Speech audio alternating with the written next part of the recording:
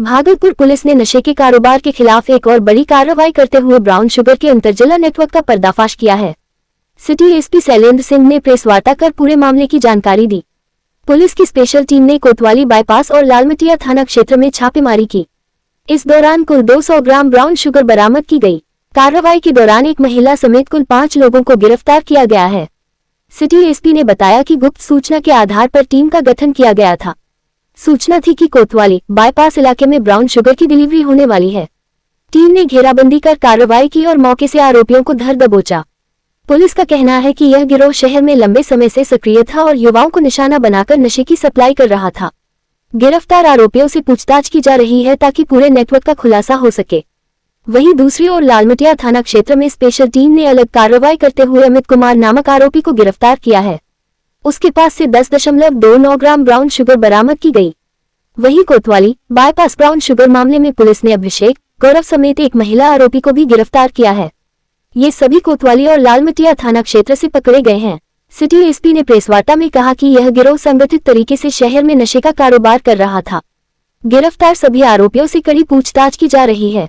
Police अधिकारियों ने स्पष्ट किया है कि नशे के खिलाफ विशेष अभियान लगातार जारी रहेगा। जिले में मादक पदार्थों की तस्करी करने वालों के खिलाफ सख्त कार्रवाई की जाएगी।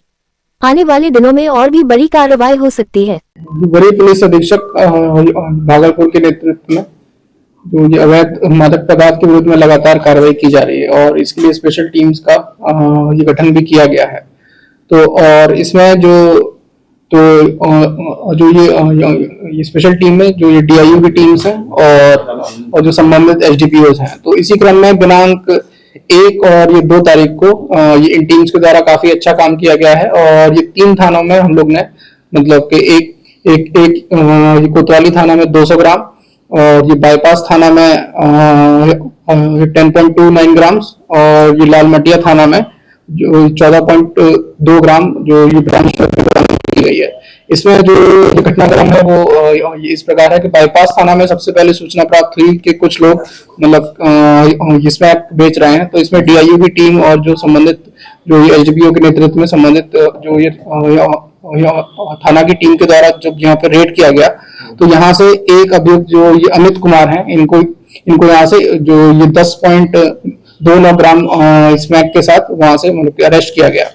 इसके बाद जब इनके द्वारा मतलब कि बताया गया कि जो ये 2 लोगों का नाम ये बताया गया, जिनका नाम था जो ये अभिषेक कुमार और ये गौरव कुमार, जिनसे ये खरीदते थे, तो इनका भी फिर सत्यापन किया गया और इस पर भी फिर मतलब रेड किया गया।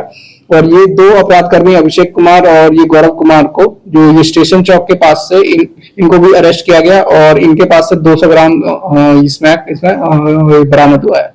इसके अलावा जो ये लालमटिया थाना में भी एक सूचना थी और इसमें जो ये पासी टोला में कुछ लोग मतलब अवैध मादक पदार्थ बेच रहे थे, तो इसका भी मतलब कि सत्यापन किया गया और इसमें एक महिला है फुटरो देवी, इनको भी 14.2 ग्राम स्मैक के साथ इनको भी ये अरेस्ट किया गया है और इनका भी मतलब ये आपराधिक इतिहास है। तो इस तरीके से हम लोग मतलब बैकवर्ड फॉरवर्ड लिंकेजेस को इस्टेब्लिश करते हुए जो ये अवैध मादक पदार्थ के विरुद्ध में लगातार कार्रवाई की जा रही है और इसमें और भी जिन लोगों की संलिप्तता होगी उन पर भी कार्रवाई की जाएगी। साल भर से एनडीपीएस मामले में कैंप जेल बंद 2 सगे भाइयों को की मृत मां से मिलने नहीं दिया गया। इसके बाद परिजनों ने जेल गेट के सामने जेल प्रशासन के खिलाफ नारेबाजी की। जब उन्हें खबर मिली कि उनकी मां अब इस दुनिया में नहीं रही। मां की अंतिम इच्छा थी कि वह अपने बेटों को आखिरी बार देख ले, लेकिन नियति को कुछ और ही मंजूर था। मां की मौत के बाद परिजन उनकी अर्थी लेकर सीधे जेल गेट पहुंच गए ताकि बेटों को अंतिम दर्शन कराया जा सके। मामला भागलपुर जिला अंतर्गत कैंप जेल का है। जानकारी के अनुसार बबरगंज थाना क्षेत्र की शिवलोक कॉलोनी मुहद्दीनगंज निवासी पुरुषोत्तम कुमार और रवि कुमार एनडीपीएस मामले में बीते 1 वर्ष से जेल में बंद हैं। उनकी मां का निधन हो गया। परिजनों ने तुरंत जेल प्रशासन से संपर्क साधा, लेकिन कोर्ट की प्रक्रिया का हवाला देते हुए अगली सुबह तक इंतजार करने को कहा गया। इसी बीच परिजन मां की अर्थी लेकर जेल गेट पहुंच गए और बेटों से अंतिम मुलाकात की गुहार लगाने लगे। घंटों तक गेट पर इंतजार होता रहा। परिजनों का आरोप है कि पहले अनुमति नहीं दी गई और अगली सुबह आने को कहा गया। इस दौरान गेट पर माहौल भावुक और तनावपूर्ण हो गया। परिजनों ने जेल प्रशासन के खिलाफ नारेबाजी भी की। स्थिति की गंभीरता को देखते हुए अंततः जेलर प्रकाश सिंह मौके पर पहुंचे। मानवीय पहलू को ध्यान में रखते हुए उन्होंने विशेष अनुमति देते हुए अर्थी को जेल गेट के भीतर ले जाने की स्वीकृति दी। इसके बाद दोनों बेटों को मां के अंतिम दर्शन कराए गए। जेल गेट के भीतर का वो दृश्य बेहद मार्मिक था। बेटों ने बिलखते हुए अपनी मां को अंतिम विदाई दी। मृतका के पिता ने कहा कि घंटों इंतजार के बाद आखिरकार प्रशासन ने मानवीय आधार पर अनुमति दी। इसके लिए हम जेलर साहब का आभार जताते हैं। क्या मांग है? हम लोग का मांग है कि उनके लड़का को निकाल दे, ठीक ना? ये कौन आपके कौन है ये हमारे पप्पा जी है, ये पत्नी मेरी है? तो जेल में जो अंदर कौन बंद है? मेरा दोनों बेटा है, बड़ा और छोटा। दो ही बेटा है आपको?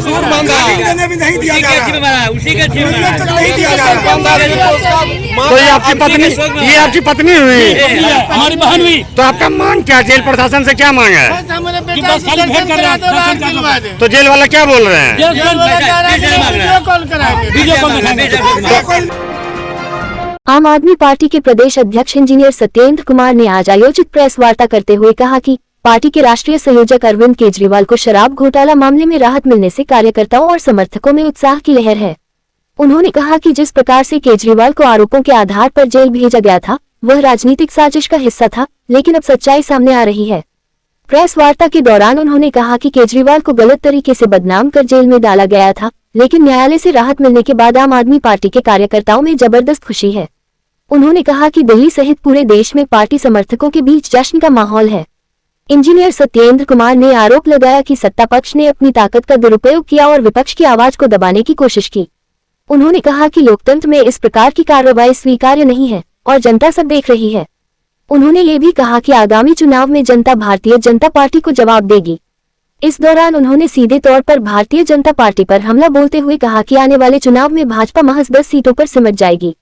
साथ ही उन्होंने देश के प्रधानमंत्री नरेंद्र मोदी और केंद्रीय गृह मंत्री अमित शाह पर भी निशाना साधा।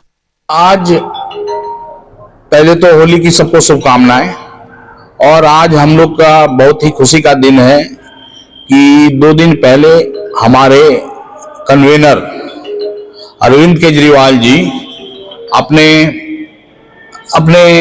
तथाकथित महाशराब घोटाले से पूर्णतः बरी हुए और भाजपा का मुंह काला हुआ।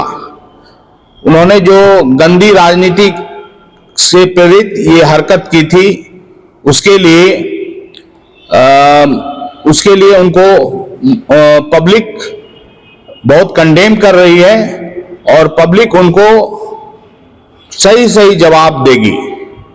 केजरीवाल साहब ने जैसा बोला है कि वो लोग भाजपा पूरी तरह केजरीवाल साहब से डरी हुई थी, इसलिए उनको गलत केस में सीबीआई के धाराओं में चेंजेस करके 42 धारा में चेंजेस करके केजरीवाल साहब को गलत तरीके से जेल में डाला और कोर्ट ने उन्हें बाइज्जत बरी किया। एक तरह से ये सत्ता पक्ष अपने गलत पावर का दुरुपयोग करके भारतीय राजनीति को गंदी करने की साजिश कर रहे हैं। उसका जवाब इंडियन भारतीय मतदाता पूरी तरह देंगे। जगदीशपुर प्रखंड अंतर्गत पुरानी नया टोला के वार्ड नंबर 6 में एक बकरी ने कथित तौर पर अनोखे बच्चे को जन्म दिया है, जिसके बाद पूरे इलाके में इसे लेकर चर्चा का माहौल बन गया है। स्थानीय लोगों की भीड़ मौके पर जुट गई और लोग इस जन्म को हैरत और कौतूहल की नजर से देख रहे हैं। जानकारी के अनुसार बकरी के मालिक मोहम्मद अमीन ने बताया कि उनके घर में पाली गई बकरी ने एक ऐसे बच्चे को जन्म दिया जिसकी शारीरिक बनावट सामान्य से अलग बताई जा रही है। मोहम्मद अमीन का कहना है कि उन्होंने पहले कभी ऐसा दृश्य नहीं देखा। उन्होंने इसे कयामत की निशानी बताते हुए कहा कि यह घटना उनके लिए भी आश्चर्यजनक है। घटना की खबर फैलते ही आसपास के गांवों से लोग बच्चे को देखने पहुंचने लगे। कुछ लोग इसे दैवीय संकेत मान रहे हैं तो कुछ इसे प्रकृति का चमत्कार बता रहे हैं। हालांकि पशु चिकित्सकों का मानना है कि इस प्रकार की घटनाएं दुर्लभ जरूर होती हैं, लेकिन इन्हें वैज्ञानिक दृष्टिकोण से देखा जाना चाहिए। विशेषज्ञों के अनुसार कभी कभी गर्भावस्था के दौरान विकास में असामान्यता के कारण इस तरह के बच्चे जन्म लेते हैं। ये जो है ना, बकरी का एक आंख निकला है जो अजूबा है। अच्छा। ठीक है। हाँ। कुरान पाक में है ना, इनका जिक्र है कि क़यामत के दिन जो काना दज्जाल आएगा वो उनका निशानी है। अच्छा। जब मुसलमान का एक झूठ जब ज्यादा होगा तो यही सब निशानी आएगा। ये कुरान पाक में कहा गया है। हम लोग मौलाना से सुने हैं कि क़यामत जब आएगा तो एक काना दज्जाल आएगा वो आने से पहले उनका निशानी छोड़ के जा रही है। अच्छा। आया हुआ है, ठीक है। ये जो है- बहुत दिनों से है ना, बहुत दूर दूर से आकर के उनको देख रहे हैं। अच्छा।